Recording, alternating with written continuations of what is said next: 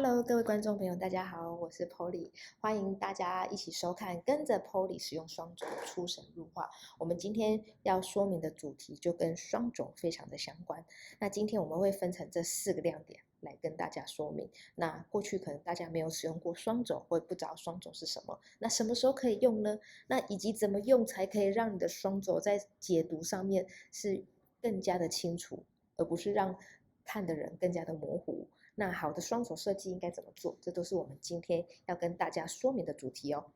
那在看这张图的时候，我们可以看到这张图我们有呈现的是营业额、毛利，这张图的话是有营业额跟数量的部分。那当我们用单独的轴在呈现这些数字的时候，它们其实看起来是比较相关性会比较低的。例如说，我不晓得营业额跟毛利他们两个的关系是什么，我也不晓得数量越多，我的营业额是不是越高？哎，这个我们都不晓得哦，我也不知道我是不是卖的越多，我的毛利就越高。所以我们可以怎么做呢？当我们把营业额跟毛利放在一起的时候，其实这个就是用双轴的一个显示哦。那甚至我把营业额跟数量放在一起的时候，这个也是一个双轴的呈现。那好处是在于我们在看这张图的时候，如果以凤来讲，我的营业额其实是差不多的，但是以毛利来看的时候，我很明显的看到凤的毛利率就是比 Cheers 的毛利率还要来得高。那再来的话，我们都会以为我的销售数量越高，我的营业额就越高。诶，不尽然嘛。所以你看，以这张图来讲的话，我没有销售这么多的数量，但是我营业额还是这么高了，所以代表了另外一件事情是什么？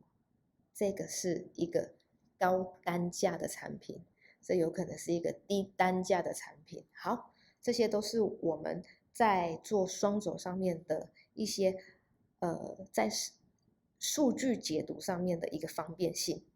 那为什么有人会觉得做双轴不好？主要的原因是因为如果我们没有双轴的时候，我们再回到这一页，没有双轴的时候，我在数据的解读，我只要知道我的产品的项目有哪些，也就是我的维度，它的内容有哪些，那我看一下我的度量值大概有多高，这样就够了。但是我们在做双轴的时候，我们要关注的是，我下面的这个维度，它的项目有哪些，这个不变。再来是我左右两边，其实我就代表了不同的维度。那我到底要看哪一个维度？我要看左边这个维度，还是看右边这个维度呢？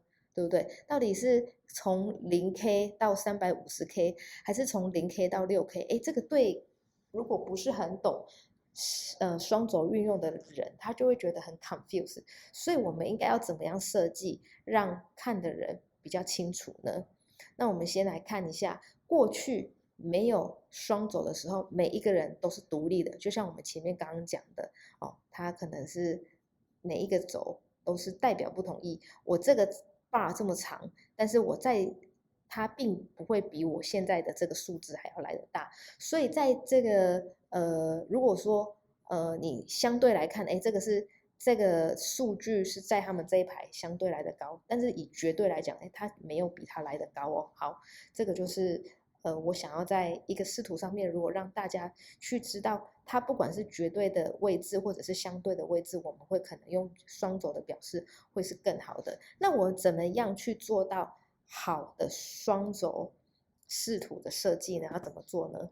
那在坊间有蛮多工具，那我们先来提到，就是我们来提到这个是 Tableau 这个工具，很简单的，像我们想要去做营业额，然后产品的项目有这么多，那我们做一个顺排的排序之后，接着的话，我们就是假设我有另外一个度量值，我就是再把它放上去。那在这边的话，我只要做一个下拉，也就是在这边，我在这边下拉之后选择双轴按下去，这个就达到我双轴的方式。那只是在我整个图片的设计上面，我们可能会去把它去改一下说，可能 sales 的部分我用长条图，那 profit 的部分我也想用长条图，那我两个都要用长条图，我可以用更快的方式怎么去做到呢？我直接在全部这边选择长条图，那它们两个就是一个长条图的结果。那在编的时候，有没有会发现一个状况，就是我全部做完双轴之后，那为什么我的 profit 这整个柱子看起来都是 profit，没有 sales 的部分呢？这不就是很奇怪吗？这就是因为你左右没有去做同步轴的关系。那我们做一个同步轴之后，这时候我们的视图的显示上面就合理多了。那我们也让数字把它标上去。我的营业额是在这个项目上面，它是33万，但是我的毛利它就只有2.7万。OK， 好，大概是这样子的方式。那会比我们刚刚没有做同步走的时候再更加的明确。那什么时候要做同步走，什么时候不要做同步走呢？我们再做下一个例子给大家看。一样是我们做营业额跟我们的项目去做一个比较。那我除了做营业额之外，我想知道我们刚刚前面的情境是，我是不是卖的数量越多，那我的营业额就越高呢？那一样，我们是在这边把我的营业额跟数量选进来之后，我在我的数量这边下拉，选择双轴。那这次呢，我就希望我是用营业额我用长条图，然后数量我用圆圈圈去做一个表示。那在这里呢，我们就会看到我们的数量，它会随着不同的项目有的高有的低。那在这边我就不做同步轴了，原因是什么呢？这个数量的最大也只有到6K，但是我的左边这个营业额跟6K 的它的轴，它已经是350K，它几乎是它的60倍了。那为什么我们刚刚这边要做同步轴？是因为他们的单位还不至于差的这么多也就是说，我们的毛利跟我们的 sales， 它顶多就是一个就是可能10倍，甚至是我的毛利率可能有10%到20%之间。但是如果是我的营业额跟我的数量，它的差距已经到了60倍以上。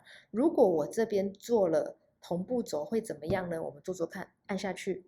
好，我们按下去之后，你会发现说，的确我左右两边的轴同步了，但是我们在看的人，他其实看不出这个高低的感觉，它的落差感没有出来，所以我们才会说，当我们在设计双轴的时候，不要为了每一个动作都做到一样，所以在这边我们就不用做同步轴。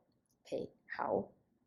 那在我们刚刚提到的，我们的 profit 跟 sales， 它两边轴都一样，那我还要两边都显示出来吗？其实不需要。在这边的话，我们显示标题这边就可以把它取消掉。那这样子的话，以看的人来讲，对他来讲又只剩下一个轴的部分了嘛，对不对？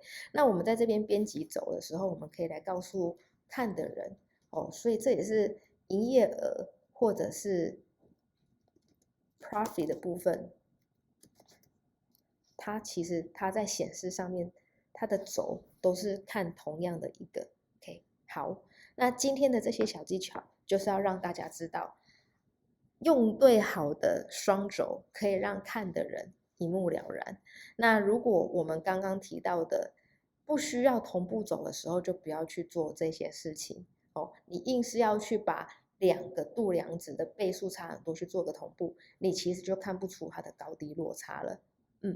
好，那这个就是今天我们想要分享，为什么要做双轴？怎么样做双轴才可以让大家看得更加的清楚呢？